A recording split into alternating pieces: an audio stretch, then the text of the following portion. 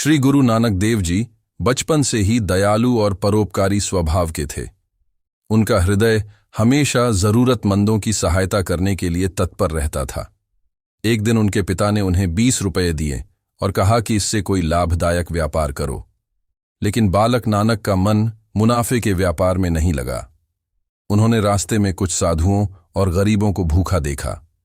नानक जी ने वे सारे रुपये भोजन में खर्च कर दिए और भूखों को भोजन कराया।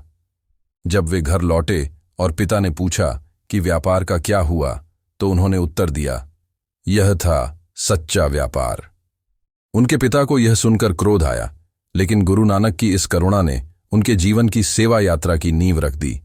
समय बीतता गया और गुरु नानक जी बड़े हुए। उनका प्रेम और करुणा की भावना बढ़ती गई। एक दिन वे अपने शिष्यों के साथ यात्रा कर रहे थे और एक गांव में पहुंचे। वहां उन्होंने देखा कि अमीर लोग तो अच्छे भोजन का आनंद ले रहे हैं, लेकिन गरीब भूखे बैठे हैं। उन्होंने सोचा, ईश्वर की सच्ची भक्ति तभी सार्थक है जब हम जरूरतमंदों की सेवा करें। उसी समय उन्होंने अपने शिष्यों से कहा कि वे सभी गरीबों और भूखों के लिए भोजन बनाएं और सेवा करें।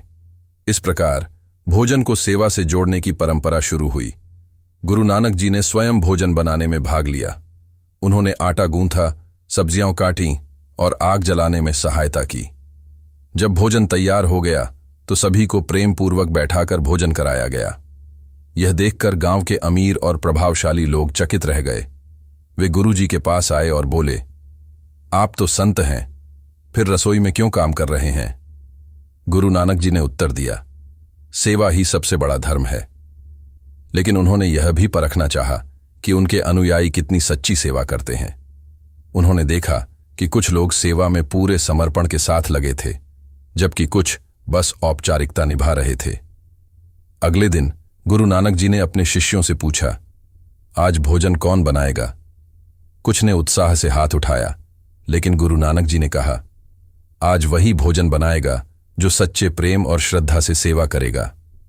उन्होंने भोजन के बाद सभी से पूछा कि उन्हें भोजन कैसा लगा। कुछ ने कहा, बहुत स्वादिष्ट, लेकिन कुछ ने शिकायत की कि रोटी खड़ी थी या दाल में नमक कम था।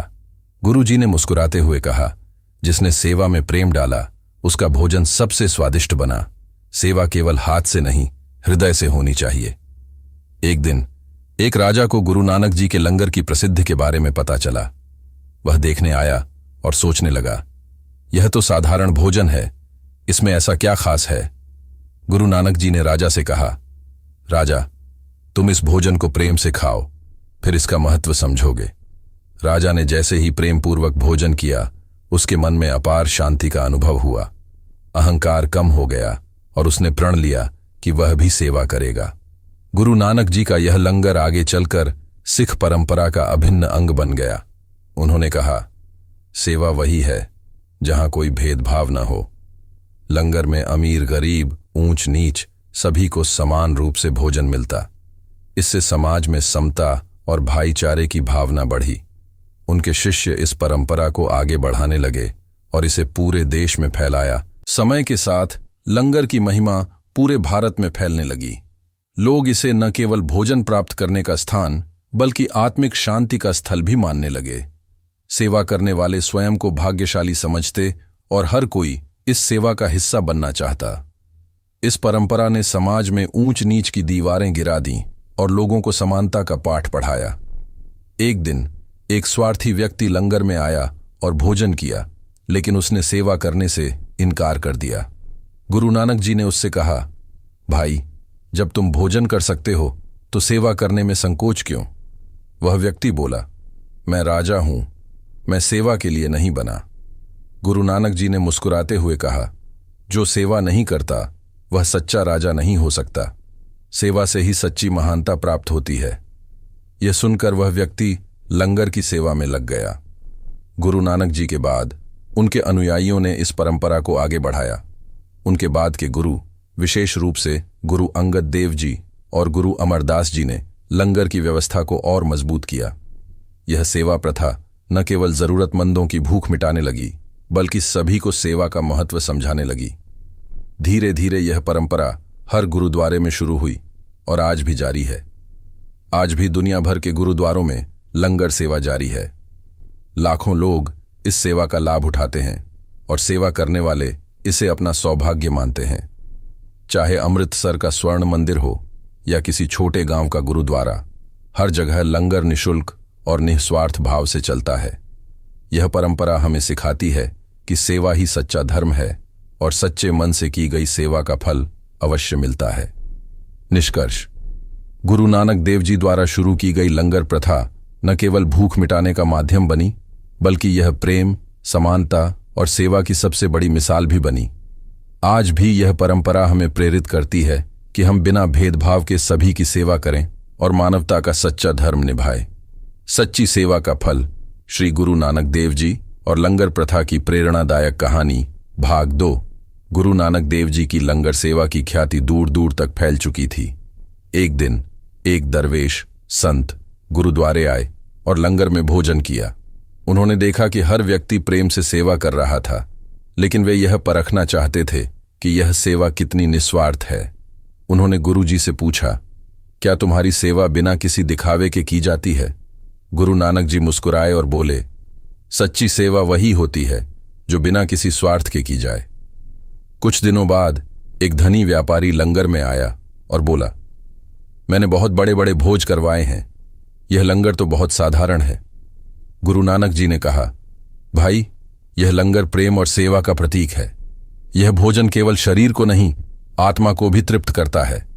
व्यापारी ने अहंकार में कहा, मैं इससे बड़ा भोज आयोजित कर सकता हूं। गुरुजी ने कहा, अगर तुम सेवा करना चाहते हो तो प्रेम से करो, दिखावे से नहीं। व्यापारी ने जब सेवा का सच्चा भाव जाना तो उसका हृदय परिवर्तन हो गया। एक दिन गुरु नानक जी ने अपने शिष्यों को बुलाया और कहा, आज हम देखेंगे कि सबसे सच्चा सेवक कौन है। उन्होंने एक साधारण कपड़े में एक वृद्ध को लंगर में भेजा। कुछ लोगों ने उसे अनदेखा कर दिया, लेकिन एक सेवक ने प्रेम से उसे भोजन परोसा और पांव धोकर सेवा की। गुरु नानक जी ने कहा, यही है सच्चा सेवक, जो बिना किसी भेदभाव के प्रेम पूर्वक सेवा करता है। लंगर की सेवा दिन ब दिन बढ़ती जा रही थी, लेकिन एक दिन अन्न की कमी हो गई। सेवक चिंतित हो गए, लेकिन गुरु नानक जी ने कहा, ईश्वर की कृपा से कुछ भी असंभव नहीं है। उसी रात किसी ने चुपचाप अनाज की बोरियां गुरुद्वारे में रख दी। सुबह सभी ने देखा कि अन्न का भंडार भर चुका था। गुरुजी ने कहा, यह सेवा की शक्ति है। जब तुम निस्वार्थ सेवा करते हो तो ईश्वर स्वयं सहायता करते हैं। गुरु नानक जी की ख्याति सुनकर एक राजा उनके दर्शन करने आया। उसने देखा कि लंगर में सभी लोग सेवा कर रहे हैं। गुरुजी ने कहा, राजा, क्या तुम सेवा करोगे? पहले तो राजा झिझका, लेकिन फिर उसने एक थाली उठाई और भोजन परोसने लगा। उसने महसूस किया कि सेवा से जो आनंद मिलता है वह किसी और चीज में नहीं। जाते समय उसने प्रण किया कि वह भी अपने राज्य में लंगर की परंपरा शुरू करेगा। गुरु नानक जी ने लंगर सेवा में सभी को समान अधिकार दिया, फिर चाहे वह पुरुष हों या स्त्रियां हों। उस समय समाज में स्त्रियों को कमतर माना जाता था, लेकिन गुरुजी ने कहा, स्त्री ही जीवन देने वाली है, उसके बिना सेवा अधूरी है।